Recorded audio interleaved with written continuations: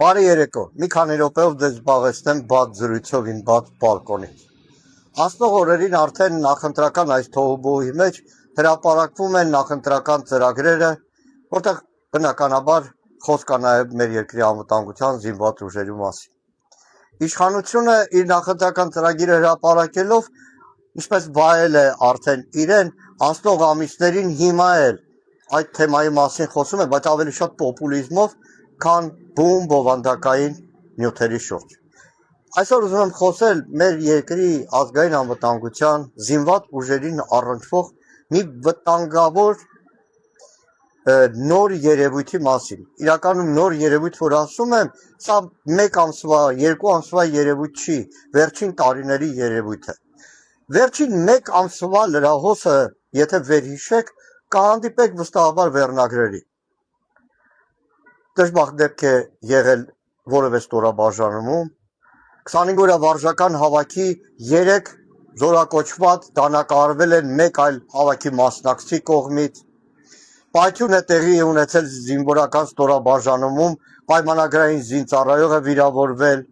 վերջին օրերին վթար է տեղի ունեցել, այսքան պայմանագրային զինծառայող վիրավորվել է, այսօր ևս 4 պայմանագրային զինծառայող վիրավորվել է։ Լուրը հայտնվում է եւ կայծակտային արագությամբ տարածվում ողջ հայկական լրատվական տիրույթում։ Պաշտպանության նախարարությունը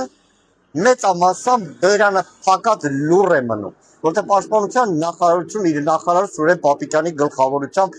այս օրերին լծված է լոկ նախընտրական քարոզարշավի։ Ու միաժամանակ Սուրեն Պապիկյանը դարձել է, այսպես ասեմ, ասպետ հայ առաքելական եկեղեցու դեմ պայքարի։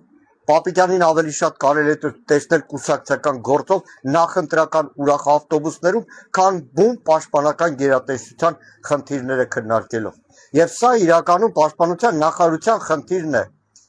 Ասում եմ մեկս, որ մոտ 2 տասնամյակ լրատվության ոլորտում է եղել։ Հայաստանում լրատվության մեջ տասնամյակներ շարունակ գործել է ոսկե օրենք։ Եթե որևէ դժբախտ դեպք զինված ուժերում տեղի էր ունենում, որևէ մեկը չէր հրապարակում լուրը, մինչև հայտնի չդառնար տուժածի, վիրավորվածի, սպանվածի անուն, ազգանուն, հայրանունը, որովհետև բոլորս գիտակցում էին եւ նաեւ պաշտպանության նախարարության համատեղ աշխատանքի արդյունքում, որ ամեն նման դեպքի լուր տալով առանց նշելու անունը մի պահ քարանում են բոլոր ծնողներ ում զավակները պայմանագրային են, զորակոչված են, 25 օրյա վարժական հավաքի են զորակոչված, իսկ հիմա այլևս քաոս է, անուն չկա, ազգանուն չկա, մեկ պահ պատկերացնեք կամ պաշտպանության նախարարության կաբինետներում նախարարից մինչև վար, կաբինետներում նստածները, որ ժամերով չեն հաստատում լուրը, ճշտում չեն տալիս, ինչ են ապրում այդ բոլորի ծնողները։ Սա իրականում անվտանգային մի կարևոր շերտ է, մի կարևոր տարր է, որ վերաբերվում է ինչպես մեր զինված ուժերի հեղինակությանը,